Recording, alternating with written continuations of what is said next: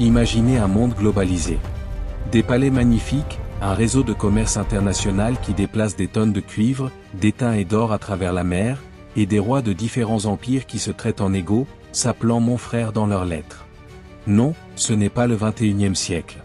C'est l'an 1250 avant Jésus-Christ, l'apogée de l'âge du bronze. Les Égyptiens, les Hittites, les Mycéniens, les Minoens, pendant des siècles, ces superpuissances avaient créé un monde interconnecté, prospère et étonnamment stable. De grands lingots de cuivre en forme de peau de bœuf voyageaient de Chypre à la mer Égée. L'étain, vital pour forger le bronze, parcourait des milliers de kilomètres depuis les terres lointaines d'Afghanistan. Les chars de guerre hittites, une merveille d'ingénierie, étaient un cadeau diplomatique prisé. Le monde était relié par un fil de bronze. Il semblait éternel. Et puis, en moins de 50 ans, presque tous ont disparu de la carte. Et personne, jusqu'à ce jour, ne sait avec certitude pourquoi. Ceci n'est pas un cours d'histoire. C'est une enquête. Bienvenue sur la plus grande scène de crime de l'Antiquité. Les victimes, des civilisations entières. L'arme du crime, inconnue. Le mobile, un mystère. Voici les preuves, les cadavres. La grande cité portuaire d'Ougari, sur la côte syrienne, un carrefour commercial cosmopolite, fut incendiée si violemment que ses briques de terre crue furent cuites comme de la céramique, et elle ne fut jamais plus habitée.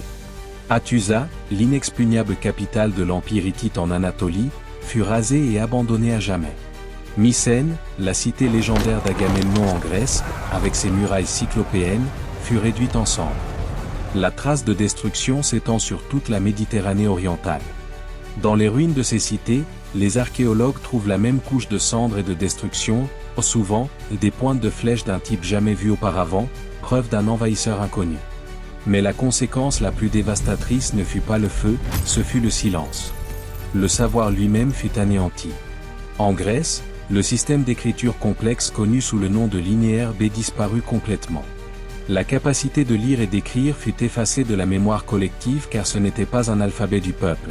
C'était un outil complexe utilisé seulement par une poignée de scribes dans les palais. Quand les palais brûlèrent, le savoir brûla avec eux, plongeant la région dans un profond âge sombre de 400 ans. Les seules voix qui nous restent de la catastrophe sont les derniers messages désespérés, gravés sur des tablettes d'argile qui furent cuites dans les incendies qui détruisirent leur cité. Depuis Ougari, le dernier roi écrit frénétiquement à son allié à Chypre, « Mon père, voici, les navires de l'ennemi sont arrivés. Ils ont mis le feu à mes villes et ont commis des actes impies dans mon pays. Mon père ne sait-il pas que toutes mes troupes sont au pays des Hittites, et que tous mes navires sont au pays de Lycie? Le pays est abandonné à lui-même. » Il ne reçut jamais de réponse.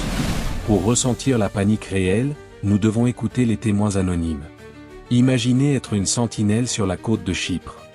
Depuis des générations, vous voyez des navires marchands à l'horizon. Mais aujourd'hui, les navires sont différents. C'est une flotte de guerre, inconnue, aux voiles étranges. Ils ne viennent pas pour commercer. Ils viennent pour piller. Ou imaginez être une femme dans une riche cité de Canaan. Vous entendez que les réfugiés des villes côtières arrivent avec des récits d'un ennemi implacable. Vous n'avez pas le temps d'emballer vos biens. Vous prenez simplement vos bijoux les plus précieux, les mettez dans une jarre en terre cuite et les enterrez sous le sol de votre maison, dans l'espoir de pouvoir revenir un jour les chercher. Vous ne reviendrez jamais. Les archéologues modernes trouveront votre petit trésor, un écho silencieux de votre fuite désespérée. Et la panique ne se sentait pas seulement dans les rues, mais aussi dans les salles du trône. Pendant des siècles, les grands rois d'Égypte, de Babylone et du Hatti avaient formé un club des puissances qui se maintenait en équilibre par des lettres et des cadeaux. Maintenant, ce système s'effondrait. Imaginez être le dernier roi hittite. Vous écrivez désespérément au pharaon d'Égypte, que vous appelez mon frère, suppliant un envoi urgent de grains pour empêcher votre peuple de mourir de faim, lui rappelant les traités que vos pères ont signés. Vous attendez une réponse, une caravane de secours, mais la seule chose qui arrive est le silence. Votre frère de l'autre côté de la mer est trop occupé à gérer ses propres catastrophes pour vous sauver. Vous êtes seul. La scène de crime étant établie et les témoignages entendus, il est temps d'analyser les suspects. Qui ou quoi a tué l'âge du bronze? Suspect numéro 1, les envahisseurs fantômes. Les archives égyptiennes les nomment les peuples de la mer. Sur les reliefs du temple de Médine Abou, le pharaon Ramsès III les a décrits non pas comme une armée, mais comme une migration frénétique, des guerriers au casque à cornes et à plumes, accompagnés de leurs familles dans des chariots à bœuf, une nation entière à la dérive, consumant tout sur son passage. Ils étaient une force de déstabilisation massive, mais une horde de pillards a-t-elle pu à elle seule faire tomber des empires entiers? De nombreux historiens pensent qu'ils étaient davantage un symptôme de l'effondrement que sa cause principale.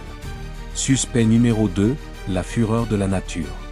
L'analyse de pollens anciens et des anneaux de croissance des arbres a révélé une preuve irréfutable. À la fin du XIIIe siècle avenue Jésus-Christ, la Méditerranée a subi une méga sécheresse qui a duré des décennies. À Chypre, le pollen montre un changement climatique radical, avec la disparition des oliviers et du blé, remplacés par des herbes de terres arides. Le monde s'asséchait. Cela aurait provoqué des famines massives, affaiblissant les empires de l'intérieur et provoquant des soulèvements d'une population affamée et désespérée. Suspect numéro 3, l'effet domino. La plus grande force de l'âge du bronze était aussi sa plus grande faiblesse, son interconnexion. C'était une civilisation globalisée qui dépendait du commerce international. C'était comme un réseau électrique moderne. La défaillance d'une seule centrale peut provoquer une panne en cascade qui paralyse un continent.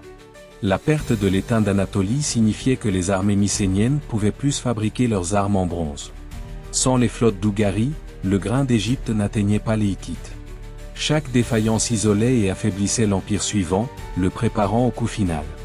Et il y a un suspect numéro 4, peut-être le plus troublant, l'ennemi intérieur. Et si le coup final n'était pas venu de l'extérieur, mais de l'intérieur? Les preuves archéologiques sont curieuses. Dans de nombreux endroits, les grands palais et citadelles de l'élite ont été réduits en cendres, mais les villages de paysans et les quartiers d'artisans sont restés intacts. Cela ne ressemble pas à l'œuvre d'un envahisseur étranger qui rase tout, mais plutôt à celle d'une population locale, affamée et désespérée, qui s'est finalement soulevée contre ses rois, qu'elle voyait comme des dieux impuissants ne pouvant plus garantir ni le pain ni la sécurité.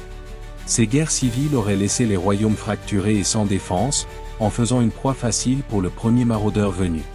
Alors, quel est le verdict final dans l'affaire du meurtre de l'âge du bronze? Le coupable n'était pas un seul suspect. Ce fut une tempête parfaite. Une catastrophe multiple et en cascade. La sécheresse a affaibli les empires, la famine a provoqué des rébellions internes et des migrations massives comme celles des peuples de la mer, et leurs attaques n'ont été que le coup de grâce pour un système qui s'effritait déjà sous sa propre complexité. La véritable leçon de l'effondrement de l'âge du bronze est un avertissement troublant pour notre propre monde. Elle nous enseigne à quel point les civilisations complexes et interconnectées peuvent être terriblement fragiles. Nous nous croyons invincibles, tout comme eux.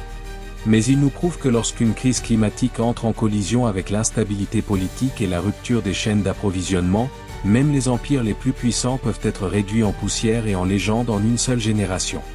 Si ce grand mystère de l'histoire vous a fasciné, abonnez-vous et activez la cloche pour ne pas manquer nos futures enquêtes. Et maintenant je vous le demande, lequel des suspects pensez-vous être le principal coupable de l'effondrement?